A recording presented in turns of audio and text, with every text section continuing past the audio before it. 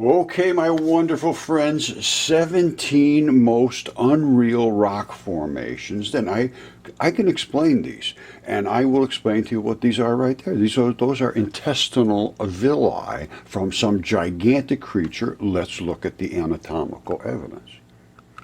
Okay, my wonderful friends, Roger, Mudfossil University. Rarely have I been this excited. Everything has finally come to fruition. What do I mean by that? Well, I've been claiming that the whole world is nothing more than creatures' bodies and could be just one gigantic creature and then bodies on top. I've been looking at all of the different fabrics of life, and right there, this is the small intestine. I'm going to show you something right here. Forgive the shop, it's a mess. That is what they call the fairy chimneys. Now, we're going to get into that, but that is nothing more than the intestinal villi, which I am showing you right over here. All right, now, in addition to that, this right here is what they call the epithelium. What is the epithelium? The epithelium, I believe that's what they're calling it. The epithelium. And what it really is a new organ system that they now call the interstitium. And I discovered this, literally. I'm just telling you, I did. There's tiny little black balls in here attached to little straps. And the skin and all of these things can do all that, but this layer brings everything back to where it came from.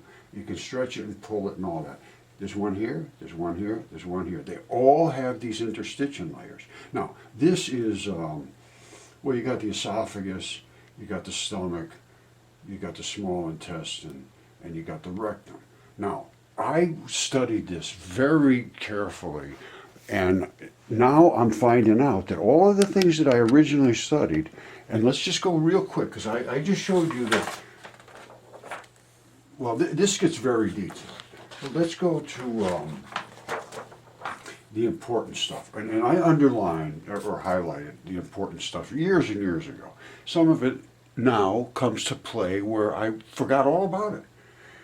First of all, well, let's just start right here. It says, although the colon, which is your rectum area, might not be very important to the digestive process. It's where you get stuff ready to poop. It's, however, important to the production of vitamins thanks to the large amount of bacteria, bacterial flora, and its reabsorption of those fluids.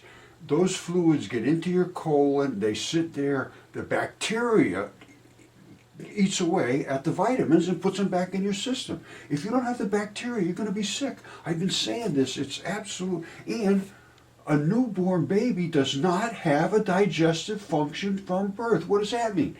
That means that they normally are going to have colostrum from the mother's milk. They're going to get enzymes built into them. They're going to be swathed in vaginal juices, as you know, which is all bacteria, as they are being born. So what does that mean? That means, you know, if you don't have a vaginal birth, you don't get those juices. If you don't feed the baby naturally through breast milk, you don't have the colostrum, which is natural stuff. I don't know if they can provide this stuff with formula and so forth. My kids had formula, they seem to be all right. So I don't know what to say. I'm just starting to learn. After all these years, I am just starting to learn. Let me show you what I found out about this. Years ago I found this out, but now it makes sense.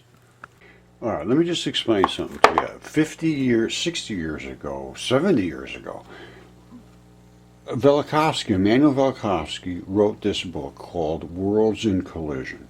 And his claim was that the book postulates around 1500 BC, that's 3,500 years ago only, the planet Venus was ejected from Jupiter as a comet or comet-like object, passed near Earth, and an actual collision is not mentioned, but it changed everything, and apparently it destroyed Mars. That's my take.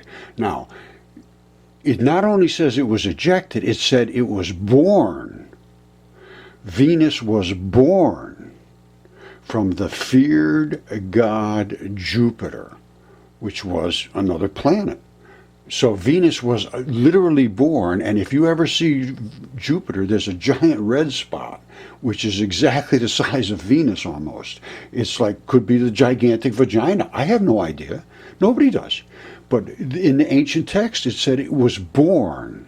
Now, everything that I have shown indicates that there is nothing that is not life, and I mean nothing. In space, Comet 67P, 100%, no question whatsoever, is some form of a tendon enthesis. And the chemical signatures and everything, no question, it's all iron oxides, which is blood, and all the minerals that are in the blood. There's no question. And they know this, but they just don't know how to deal with these problems. Or it's not a problem, it's just the reality of what was written is true. And if there was gods, and there is apparently gods, because they just don't go away, just in my world. And I wrote a book to save this guy because they were going to destroy him. Most of you probably never heard of him. And I misspelled his name. All right, see, I wrote this book, I don't know, 5, 6 years ago, maybe more than that. Mud fossils and Velikovsky and mines in collision.